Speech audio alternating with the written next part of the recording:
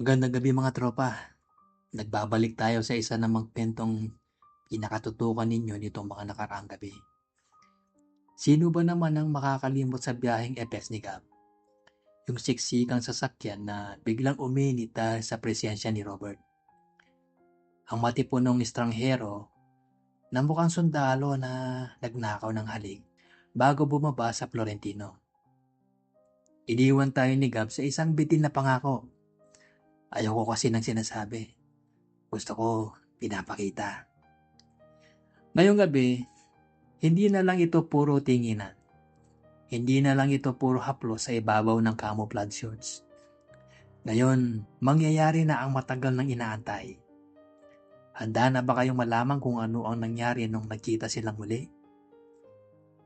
Ito na ang part 2 ng biyahe sa FX at ito ang pagpapakita at ang paghaharap.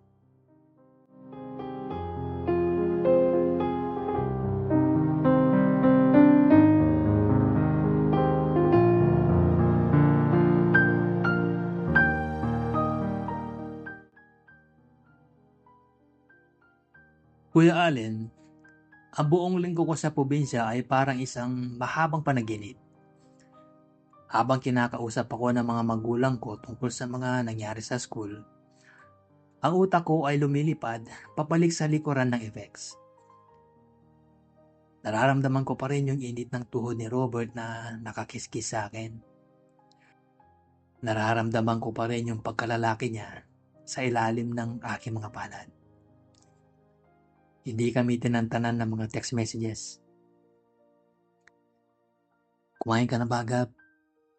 Ang text niya nung unang gabi. Katatapos lang, Robert. Ikaw ba? Nasagot ko naman. Hindi pa. Ikaw kasi ang gusto kong kainin eh. Ang hirit naman niya. Kuya Allen, napapangiti ako sa harap ng pagkainan. Para akong isang baliw sa isip. Robert was direct, bold, and very masculine. Nalaman ko na hindi pala siya isang sundalo, pero dating reservist at ngayon ay nagtatrabaho sa isang security firm bilang VIP escort.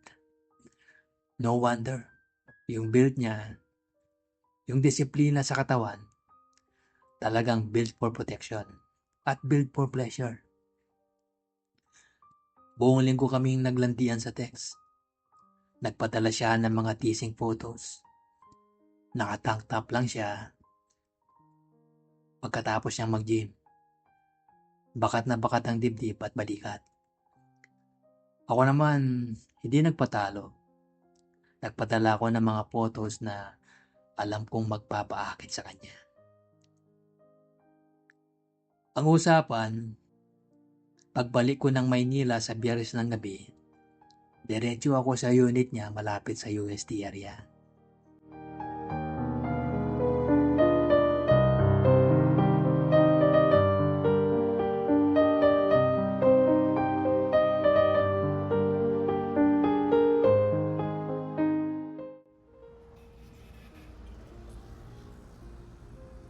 Dumating ang Biyernes, alas 8 na ng gabi.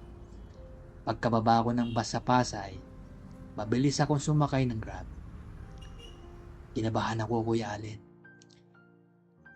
Iba yung tapang ko sa loob ng Apex nung marami pang tao. Pero ngayong kaming dalawa na lang ang maghaharap sa isang pribadong kwarto. Iba ang kaba. Nang makarating ako sa labi ng kondo niya, tinext ko siya. Nandito na ako, ang sabi ko. Umakyat ka na. Room 1402. Bukas ang pinto. Ang sagot naman niya. Paglabas ko ng elevator, amoy ng mamahaling air freshener ang sumalubong sa akin. Hinahanap ko yung unit niya. Na makita ko ang 1402, dahan-dahan kong itinulak ang pinto. Madilim. Ang tanging ilaw lang ay nanggagaling sa isang maliit na lampara sa gilid at ang liwanag ng buwan na tumatagos sa glass window. Amoy na amoy ko siya. maskuladong pabango na hinaluan ng amoy ng malinis na kwarto. Nandito ka na pala. Isang malalim na boses ang narinig ko mula sa dulo. Doon siya nakatayo sa may bintana. Kuya Allen, kung matipuno siya sa loob ng FX, mas nakakalula siya sa personal. Naka-white sando lang siya at itim na jersey shorts. Walang shades ngayon. Kitang-kita ko ang kanyang mabilog at matapang na mga mata.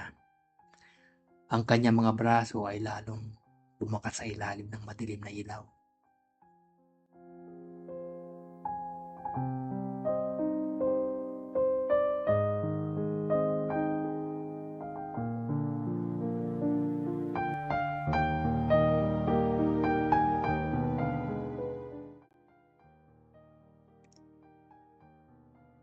Lumapit siya sa akin. Ramdam ko ang pagliit ko sa harap niya. Hinawakan niya ang baba ko at itinaas ang mukha ko para magkatitigan kami. Naalala mo yung sinabi mo sa FX? Ang bulong niya. Gusto mo, pinapakita, hindi sinasabi. Hindi ako makapagsalita. Ang tapang ko sa text, biglang naglaho. Tumango lang ako. Ngayon, Gab, ipakita mo sa akin kung gaano mo ako kagusto. Ang hamon naman niya. Inupo niya ako sa gilid ng kama niya. Nanatili siyang nakatayo sa harap ko. Dahan-dahan niyang hinubad ang kanyang sando. Kuya Allen, ang dibdib niya, parang inukit sa bato.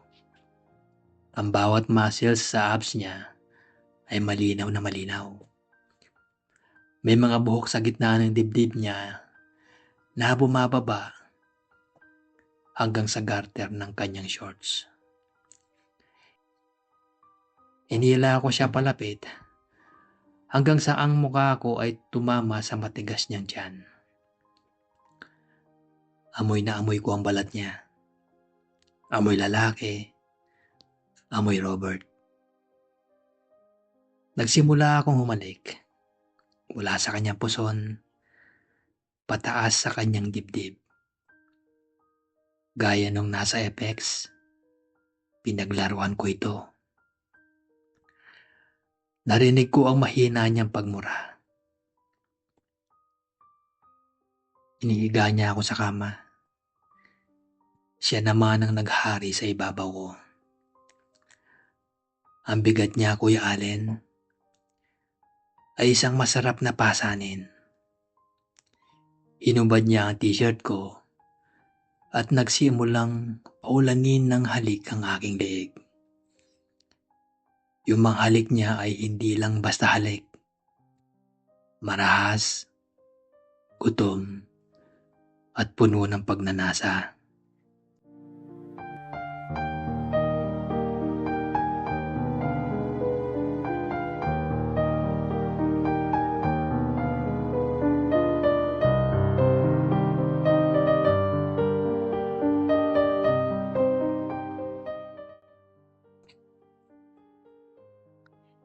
Inimas-himas ko ang kanyang likuran. Ang bawat muscle sa likod niya ay gumagalaw sa ilalim ng mga daliri ko. Dahan-dahan kong ibinaba ang mga kamay ko sa kanyang jersey shorts. Gaya nung sa FX, ramdam ko na wala siyang suot na panloob. Inubad ko ang shorts niya. Doon sa ilalim ng liwanag ng buwan, bumungad sa akin ng kanyang harapan. Tumitibok-tibok sa galit. Isa siyang halimaw. Iyong-iyo yan. Ang bulong niya habang hinihingal. Kuya Allen, hindi na ako nag-aksaya ng panahon. Ipinakita ko sa kanya ang sinasabi ko. Hindi ako tumigil. Gusto ko siyang pahirapan sa sarap. Gusto kong ipakita sa kanya na itong si Gab, na itong Gab na nakilala niya sa FX ay kayang tapatan ng pagiging barako niya. Alam ni Robert ang ginagawa niya. Kumuha siya ng proteksyon sa drawer niya. Inihanda niya ako sa mangyayari.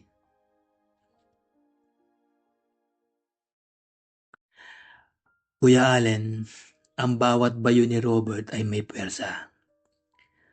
Parang bawat tulak niya ay tumatama sa kaibuturan ng pagkatao ko. Ang tunog ng aming mga katawan na nagtatama. Ang aming mga pawis na naghahalo. At ang kanyang mga ungol na parang leon sa loob ng kwarto. Lahat yon ay bumuo sa isang gabing hinding-hindi ko malilimutan. Akin ka lang ngayon, Gab. Sa akin ka lang. Ang paulit-ulit niyang bulong.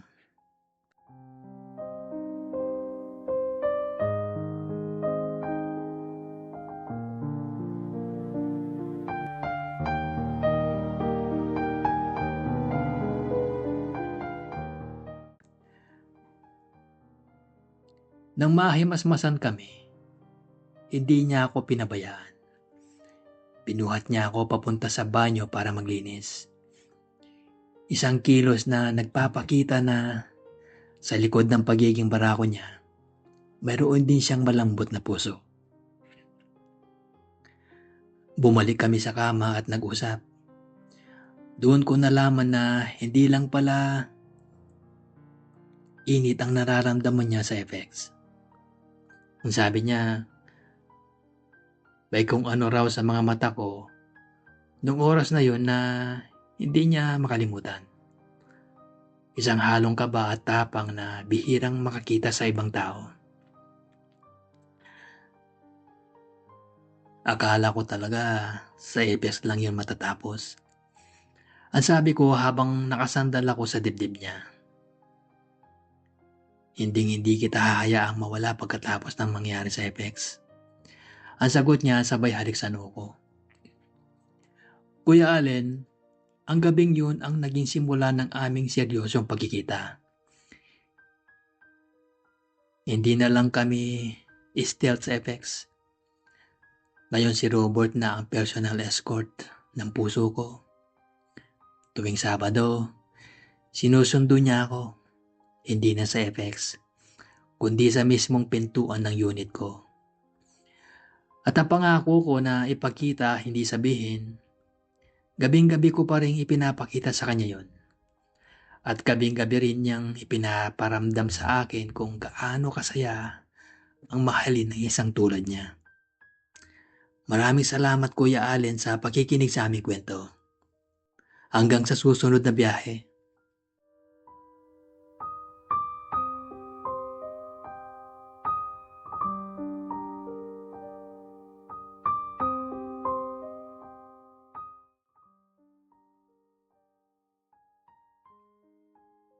Wow, grabe ka Robert. At grabe ka rin Gab. Wala sa isang simpleng biyahe sa FX, nauwi sa isang matinding pagkikita ng pagmamahal at pagnanasa. Sino nga ba ang mag-aakala na yung camouflage shorts na yon ang magiging daan para mahanap ni Gab ang kanyang Robert? Tunay nga ngang tadhana. Minsan ay sumasakay din sa FX at bumababa sa Florentino. Kayo ba mga katropa? Nahanap nyo na ba ang inyong Robert? O baka naman kayo yung Robert na nag-aantay lang sa likuran ng sasakyan? I-share niyo mga reaction sa comment section at huwag kalimutang i-like ang ating video. Para sa mga nagnanais na magpadala ng kanilang kwento, ang ating email ay laging bukas. Ito muli ang inyong Kuya Allen. Magandang gabi at laging tandaan, sa bawat biyahe, huwag lang basta tumingin. Matutong magpakita ng nararamdaman. Good night!